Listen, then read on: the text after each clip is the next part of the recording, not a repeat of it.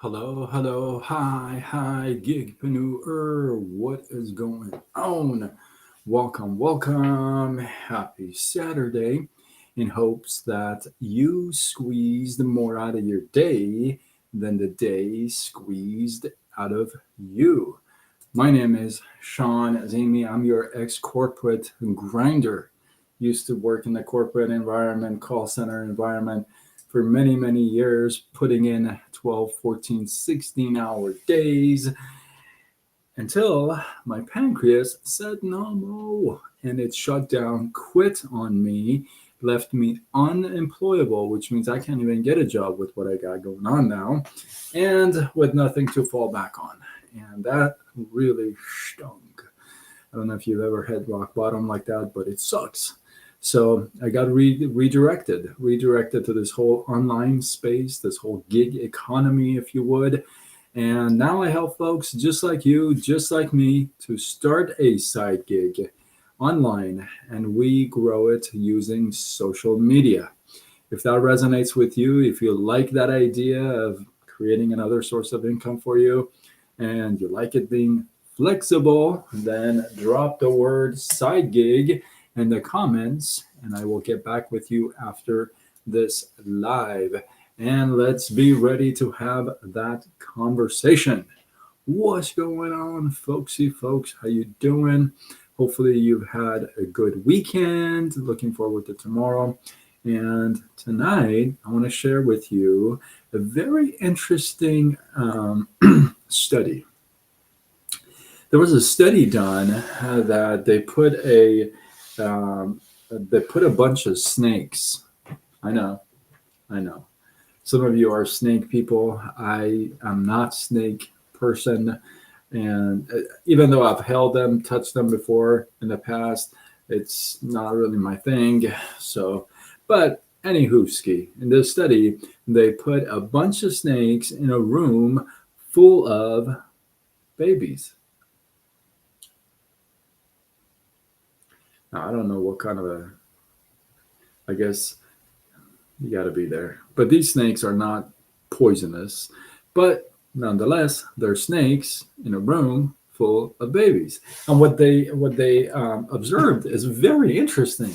They observed that the kids, the babies, were not scared of the snakes. In fact, some of the kids wanting to toy with the snakes and play with them. They thought they're kind of cool, which in that study they concluded that we are born with two fears only: fear of heights and fear of being screamed at or loud voices. Those are the only two fears that we have been born with. Every other fear is learned throughout our lives, throughout our experiences. We learn the different fears. Isn't that crazy? Isn't that crazy? So, this whole fear of I'm not enough, fear of rejection, fear of what am I going to be taught of, fear of, just being judged. All these fears, um, including fear of public speaking, they are all learned, right? So it's interesting to me because I actually have, I've said this a few other times, but I'm afraid of heights. I remember the incident that caused me to be afraid of heights, and I just so far have not been able to really shake it off. I have gotten maybe a little bit better, but I definitely have that fear of fear of heights. And I'm not afraid of the yelling and the screaming, somebody yelling at me, or the loud voice. I'm not afraid of that. Although there was a time I was afraid of that. There was a time I was afraid of that. I had to overcome that. So that's one thing that I have overcome. But the fear of heights is something that I've definitely struggled with um, my life, I guess. I've always avoided to well, as much as I could. I have avoided to live on like second, third, fourth floor of any kind of a building. My office was on the first floor, so actually second floor, but it was very secure. So, well, I had an office on the first floor and a second floor, but I've never gone to like top unless it's really secure. And if it is on the top floor, I can't. I'm having it. I have a difficult time standing by the window or the balcony that looks straight down. You know what I mean? So that's a fear that I've had. But fear of rejection, fear of being judged. Um, I have dealt with that in my life, but at this point in my life, Brad, what's up? I see you on Facebook. At this point in my life, though, I do not fear that. I don't fear the rejection. I don't fear being judged. In fact, many of you know that I'm very straightforward and I don't really sugarcoat stuff. So I'm not afraid to share my thoughts and opinions in a good way, right? So listen, if you're dealing with bunch of fears and they are not fear of heights or somebody yelling at you, loud voices or screams, then it's something you can work on for sure. You can work on and you can overcome. Hey, people overcome fear of heights and then being screamed at. So those two can also be worked out, right? So if that's the case, fear doesn't really exist, right? In a I guess in a real world, fear is just subjective, right? Because what I feel is fearful to me is not fearful to you, or it may not be, right? So it's very subjective. And how much I fear of something, like I could fear height on the scale of 1 to 10, 10, and you could be at a like 4, 5, right? So it's very subjective. So if it is subjective, then perhaps it's not real. We create it, right? Or we learn it through our lives and our experiences. So I'm asking you to pay attention to the fears that you feel. And only you know the real story, right? If I ask somebody, hey, are you afraid of like being judged or being rejected? And they're like, no.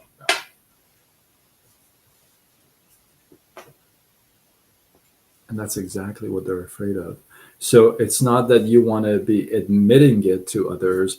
You really want to admit it to yourself and be truthful with yourself. There was a time that I denied some of my fears and I said, oh, no, I'm not afraid of that. I'm not afraid of that.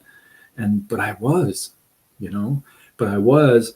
And at one point, I said, you know what? I really don't want to be fearful of that. So what do I need to do? Right? Pause, note to self. Maybe I should treat height, fear of height, the same way, right? So I want you to be conscious of your fears, admit them to yourself, work on them for yourself and the people you love around you, because it is very, it limits you, right? It limits you. It doesn't let you grow, especially in the area. So, with that, don't be fearful. Don't be afraid. I know that that sounds so cliche. So, these things like don't be afraid, don't be stressed, don't, some of these things are just like so cliche, but at the same time, they're powerful. Does that make sense? Hopefully it makes sense. So don't be afraid to not be afraid, right? Don't be afraid to look deep and say, am I really fearful of rejection or getting no's or what people think of me or judge me based on what I do? Is that a real fear? Then I got to really deal with that, right? So I'm asking you to be conscious of that. So with that, hopefully you guys got some love, some inspiration, some value. I appreciate you. Drop your thoughts, your comments, your feedback below. Let this feed grow. And if you feel like you know somebody who's fearful and could use this live, then tag them. Let them get value from this like you have. And they say sharing is caring. So let's go. And if you're not following me, I could tell you how awesome I am, but I'd like you to find out yourself. You can follow me on all platforms: Facebook, Instagram, TikTok, YouTube, X, LinkedIn, Threads, everywhere. And I go with Side Gig Sean. So, what's going on? Teddy, I actually am not Muslim, but I am Sean. So, I am Sean Azimi. I'm your ex-corporate grinder. I used to be in the corporate environment, call center environment. That's funny, the beard.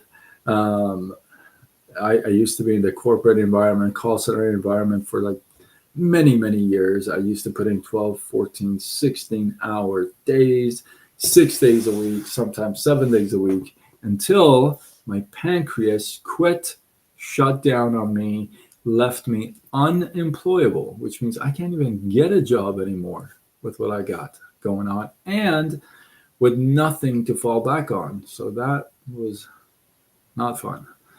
Not fun at all. And I got redirected to this whole online space and, gig economy, as I call it. So now I help folks like you, like me, to start a side gig online, and we grow it using social media. If that resonates with you, especially this time of the year, you want some tax write off, you want some extra income because holidays are coming up, and you like the idea of it being flexible, then drop the word side gig in the comments and I'll get back with you after this live and be ready to have that conversation. Let's go. With that, I am signing off until tomorrow when we do it all over again. Much love.